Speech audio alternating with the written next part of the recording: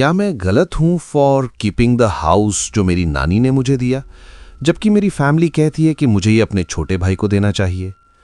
मैंने कभी नहीं सोचा था कि एक घर मेरी ही फैमिली को मेरे खिलाफ खड़ा कर देगा, लेकिन आज मैं यहां हूं ये कहानी आपके साथ शेयर करते हुए, क्योंकि ऑनेस्टली मैं खुद नहीं समझ पा रहा हूं कि मैं गलत हूं या नहीं। इसलिए मैं चाहता हूं कि आप पूरी कहानी सुने और फिर अपनी ऑनेस्ट ओपिनियन दें। मेरा नाम अर्जुन है, मैं 32 साल का हूं, पुणे में सिविल इंजीनियर हूं और काफ़ी टाइम से अकेला रह रहा हूं। मैं फाइनेंशियली इंडिपेंडेंट हूं, अपने बिल्स खुद पे करता हूं और ज़िंदगी में हमेशा रिस्पॉन्सिबल रहने की कोशिश की है। बचपन से मुझे एक ही बात सुनने को मिली, तुम स्ट्रांग हो, तुम संभाल लोगे, और मैं संभालता भी रहा। मेरा छोटा भाई रोहित है, मुझसे 5 साल छोटा, अच्छा इंसान है, लेकिन हमेशा से थोड़ा अनस्टेबल रहा है। वो फैमिली का फेवरेट था, चार्मिंग, फनी और सबका प्यारा। और जब भी उसकी लाइफ में कुछ गलत होता था, हमेशा कोई ना कोई रीजन होता था।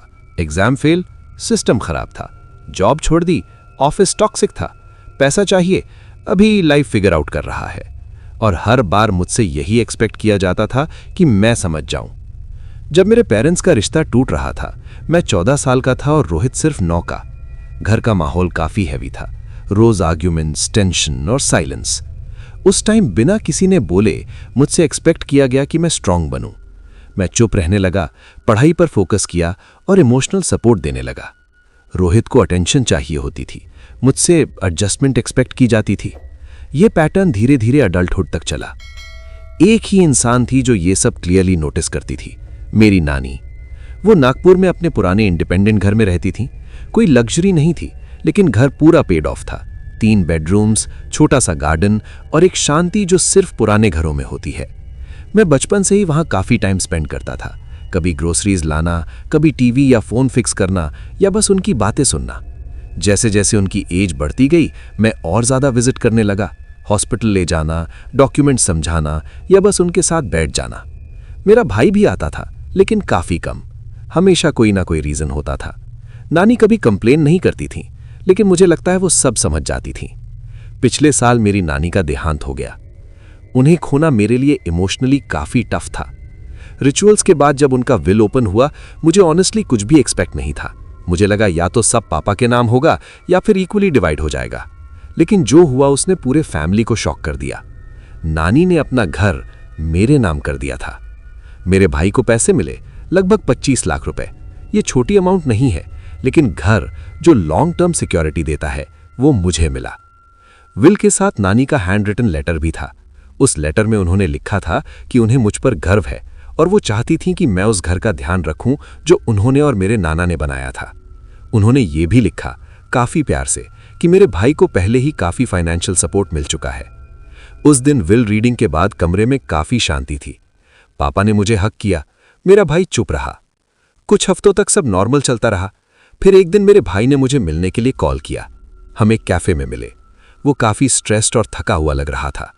उसने मुझे बताया कि उसकी जॉब चली गई है, रेंट बढ़ रहा है और उसे लग रहा है कि लाइफ में वो कहीं अटक गया है। मैं चुपचाप सुनता रहा। फिर उसने कहा, वो घर मेरी पूरी लाइफ चेंज कर सकता है। उसका कहना था कि शायद नानी को ये रियलाइज नहीं हुआ होगा कि उसे कितनी जरूरत है, और क्योंकि मेरी ऑलरेडी अच्छी जॉब है, मैं इजीली अपना घर ले सकता हूं। उसने डायरेक्टली डिमांड नहीं की, उसने अज्यूम किया, या तो मैं घर उसके नाम कर दूं या फिर उसे वहां परमानेंटली रहने दूं। और फिर उसने बोला, तुम मेरे बड़े भाई हो, तुम समझ जाओगे। उसके बाद प्रेशर धीरे धीरे बढ़ने लगा। सबसे पहले मेरी माँ का फोन आया। उन्होंने कहा मेरा भाई मेंटली काफी डाउन है और ये सिचुएशन उसकी मेंटल हेल्थ पे असर डाल रही है।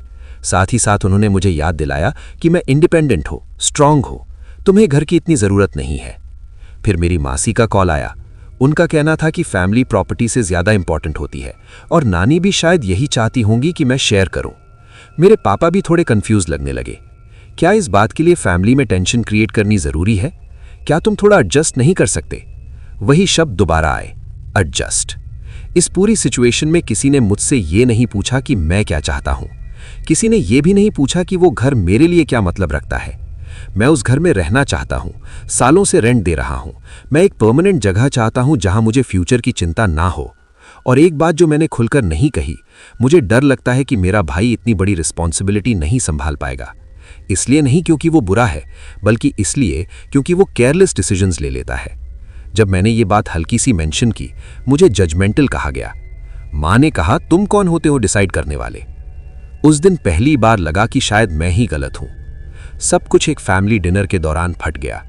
मेरा भाई अचानक खड़ा हुआ और बोला कि मैं उसका फ्यूचर छीन रहा हूं, कि नानी को मुझ पर शर्म आती कि मैं प्रॉपर्टी को फैमिली से ऊपर रख रहा हूं।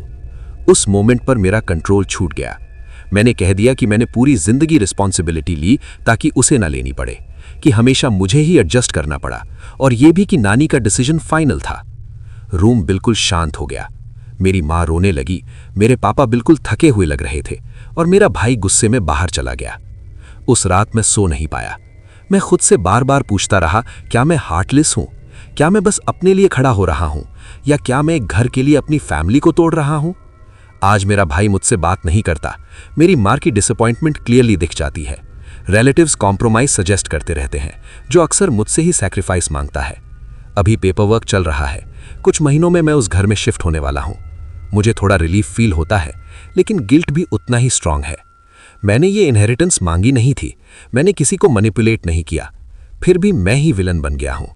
इसलिए आज मैं आपसे पूछ रहा हूं, क्या मैं गलत हूं अगर मैं वो घर अपने पास रखूं जो मेरी नानी ने मुझ पर ट्रस्ट करके दिया, चाहे उसका मतलब मेरी फैमिली के साथ डिस्टेंस ही क्यों ना हो? आप कमेंट्स में बताएं।